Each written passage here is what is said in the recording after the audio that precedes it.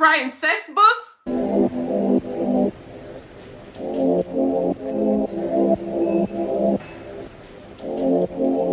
Hey, hi, hello, welcome and welcome back to my channel. It's your girl Portia. All my friends call me Porsh, so you can call me Porsh too. I make beauty, lifestyle, random bachelor videos on my channel. And yeah, I hope you guys like this video. So you guys already know what it is. It is Bachelor Tuesdays. It is Bachelor Tuesdays. We are back with another Bachelor recap video, and child, how the tables have turned. It's getting real cringe. It's getting real cringy up in this thing. Like So if you remember from the week before last, it ended with us wondering who Matt was going to send home. He was either going to send Victoria home or Marilyn home, whoever. We weren't entirely sure. And it ends off with Sarah fainting.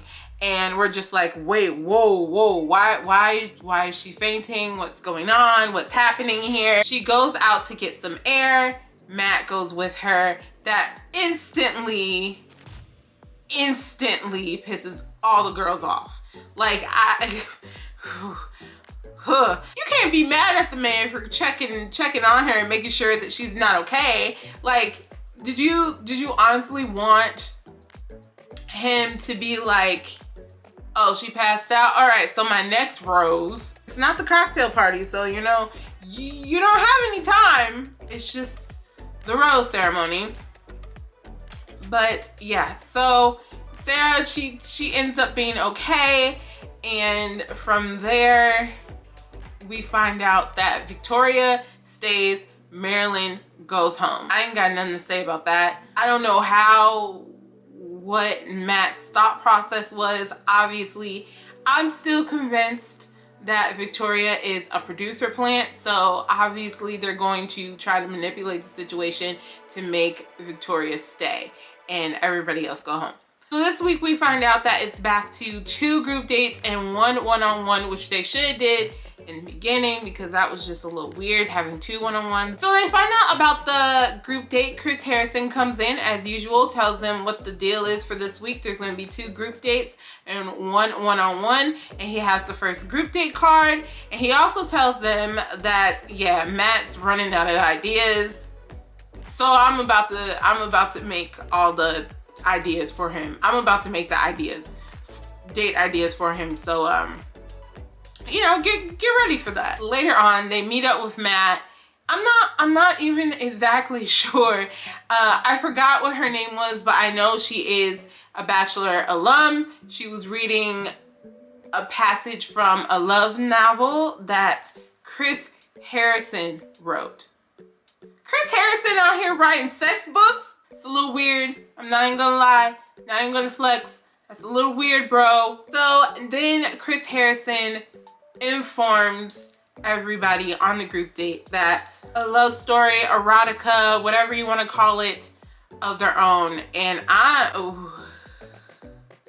it's so awkward.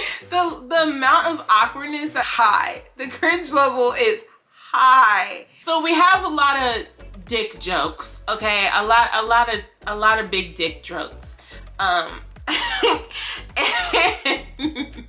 Stuff that cannot be said on national television. You know, you just had to leave up to your imagination.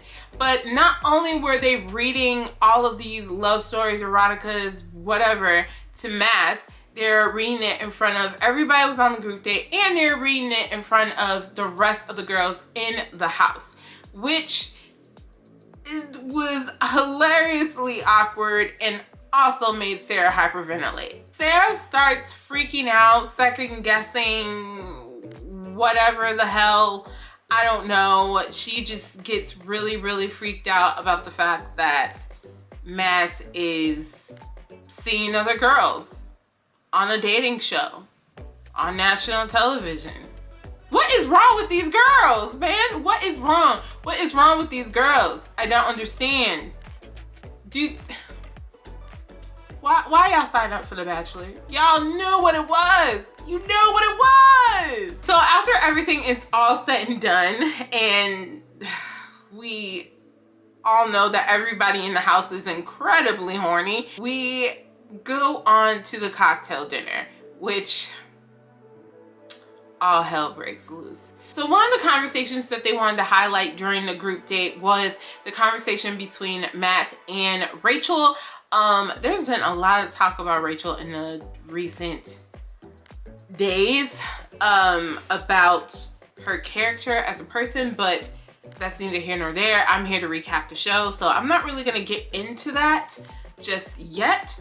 But yeah, I've been hearing a few conspiracies, if you will. Either way, he's having a really good conversation. He said that, you know, he really liked her story and it meant a lot to him, and he felt, you know, he was happy that he got to talk to her, so on and so forth. So that whole conversation between Matt and Rachel ends up in a kiss, which, for the love of God, Matt, close your eyes, man. Just close your eyes. Why are your eyes open? That is weird. Meanwhile, while Matt is kissing Rachel with his eyes open, Sarah is going full on mental, freaking out. Had such a good time on their one-on-one, and just the feelings are so strong and this and that, and you know, now she had to see Matt on the group date with other girls, and she's just,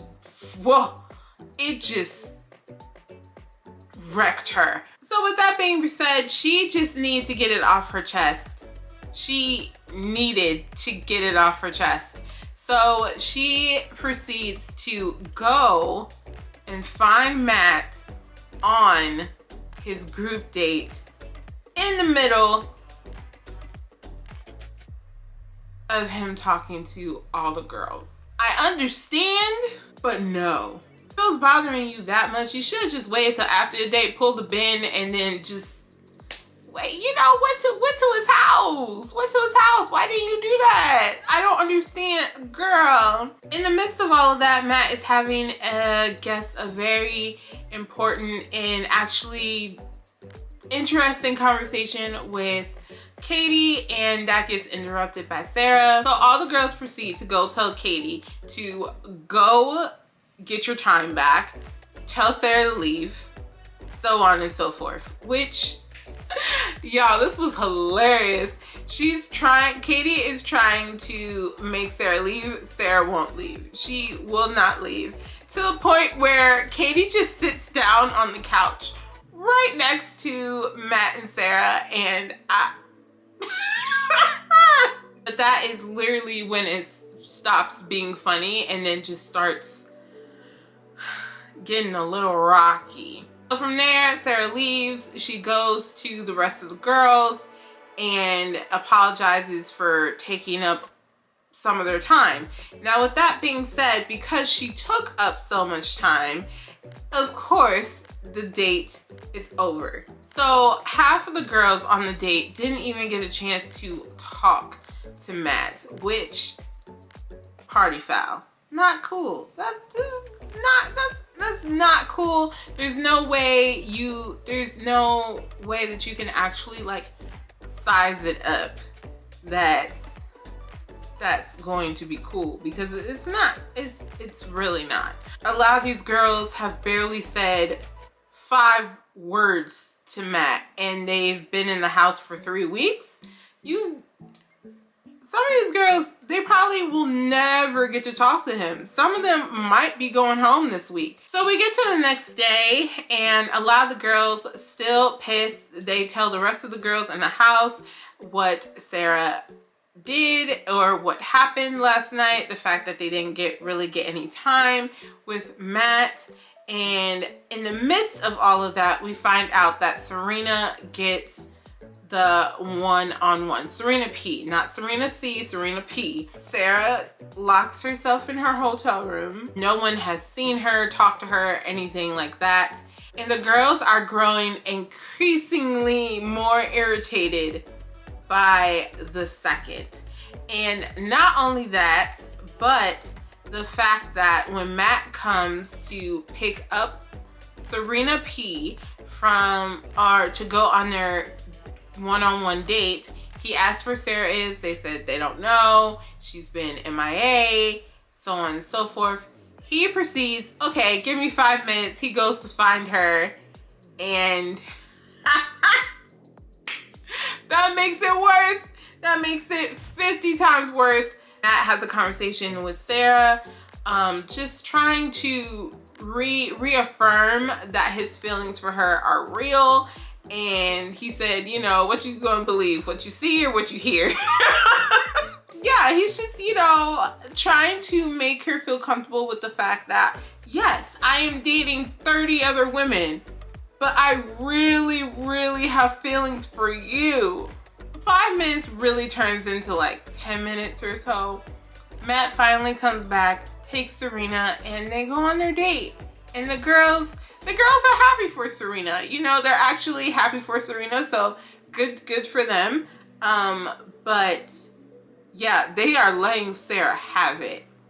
Well, kind of, because she's still in her hotel room, just crying constantly. So now on to cuter things. Serena and Matt are on the date. They go horseback riding, which, that's cute. They go horseback riding, and then from there they have a nice little picnic. Matt has no clue as to how in the heck to make a charcuterie board. They talk about turtles, and a donkey photobombs Matt and Serena's picture. But besides that, that is pretty much it for their one-on-one date.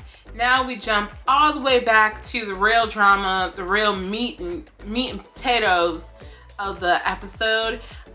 They finally get the second group date card, so they're about to read it. But with that being said, Sarah finally comes out and sits down on the couch.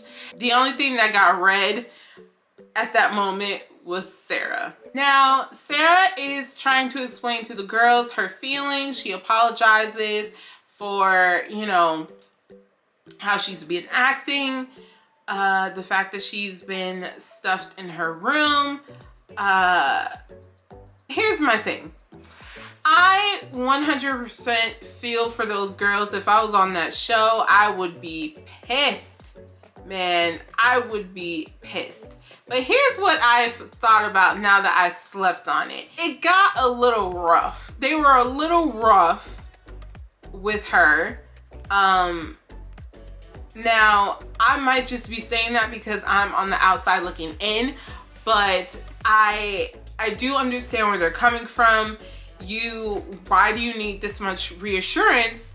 And when you're the one that has been spending the most time with Matt, you've got the one-on-one, you interrupted the group date, he was there when you passed out, you know, like all this stuff. Like, he's the one that has the biggest connection with you, and you want us to forgive you when half of us have barely even had a chance to talk to him. Which I totally understand, and I promise you, if I was in that situation, I would probably be so furious. I would be furious. I just feel like I think this is just a very big lesson about being on a dating show. Not just necessarily being on a dating show, but being on The Bachelor, The Bachelorette.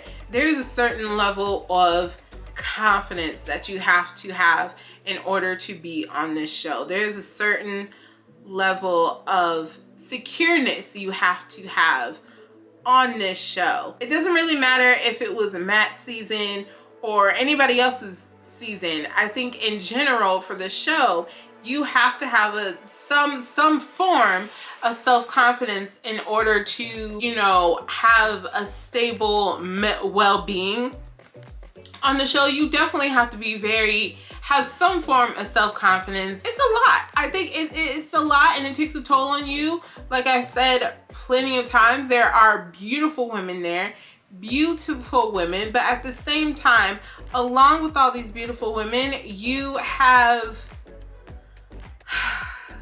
nasty attitudes. You are still in the house with 30 other women, 30 different personalities, 30 different ways, views of living, of life, of morality. It gets hard. It gets really, really hard. The girls are really rough. They're really strong-willed. They're really, whew, child. Sarah got tore up. Now, did she deserve it? Kind of, but do I feel bad for her? Yeah, I definitely feel bad for her. Obviously Victoria didn't make it any better. She just essentially said, I don't care if you're apologizing, I don't forgive you. And the girls actually agreed with Victoria. Like, that's weird. That's weird. For the girls to like, for Victoria to be like agreeable and like slightly likable in this episode. I guess the producers told her to tone the queenness down and just, you know, act like a normal person because she was about to get found out. I don't know. I don't know, but it kind of made me a little that Victoria actually was like halfway tolerable in this episode. So with that being said, we move on to the next day. Katie ends up finding Sarah, and they have like a nice little heart-to-heart. And Sarah pretty much confides in Katie and tells her that it's not just about, you know, with things going on with Matt. Matt is a big part of it, but it's more or less her family at home. She's very much worried about her father, which, if you remember what I said in the last video that I did, I literally said that Sarah was being a real trooper for even considering going on the show with her father being in the medical condition that he is. So, and me seeing myself personally, I think that would affect me greatly, which it has. She was contemplating leaving and she wasn't entirely sure, which Katie kind of told her, you know, it is your decision, but if you have feelings for Matt, you should stay. And you know what? Props to Katie, okay? I definitely want to give props to Katie because Katie is a real one. Katie is a real one. Can't nobody tell me any different, because she literally sat there. At the end of the day, you have to know that this is a competition, and if one girl goes home, that's a better chance for somebody else. But at the same time, Katie was real and was just like, look, if you really feel this strongly about Matt, I need you to figure that out right now.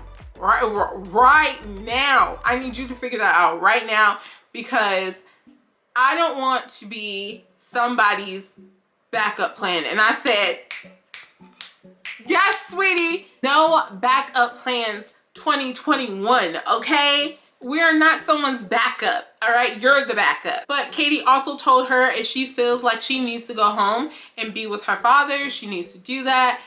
Katie also confided in Sarah and told her that she recently lost her dad last year, so she understood 1000% where Sarah was coming from.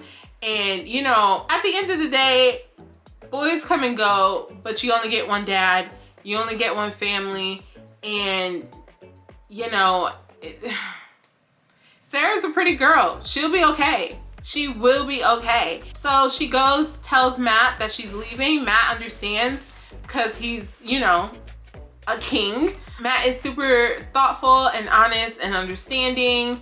And, you know, he's just that dude. Like, he understands. He doesn't want her to go. He was like, you know, if it's your dad. It's your dad, so I understand. But with that being said, that's how the show ends. It kind of ends with Sarah leaving, her being distraught about leaving, but realizing that she is making the right decision. She's a little reluctant, but at the end, I feel like she knows that she's making the right decision. At least I think she's making the right decision. So this episode ends with no rose ceremony, because we kind of started with the rose ceremony, or concluded a rose ceremony in this episode, but we didn't even see the group date. So we don't even know who gets the final group date rose, but we know at this point, Rachel has a rose and Serena P has a rose. that's all we know for right now. And they show next week's episode where they have the rose ceremony, but more girls come into the show. The Bachelor is stressful, man. Real stressful. So that is pretty much it. That concludes this Bachelor recap for Batch Tuesdays. I hope you guys enjoyed this video. I enjoy making these videos for you guys. As always, if you like these type of videos, don't forget to like, comment, and subscribe down below. I make Bachelor Tuesdays every Tuesday, and I upload 3 times a week. So if you want to see other videos from me, check back Wednesday and Saturday. So with that being said, thank you guys so much for watching, and until next time, bye guys.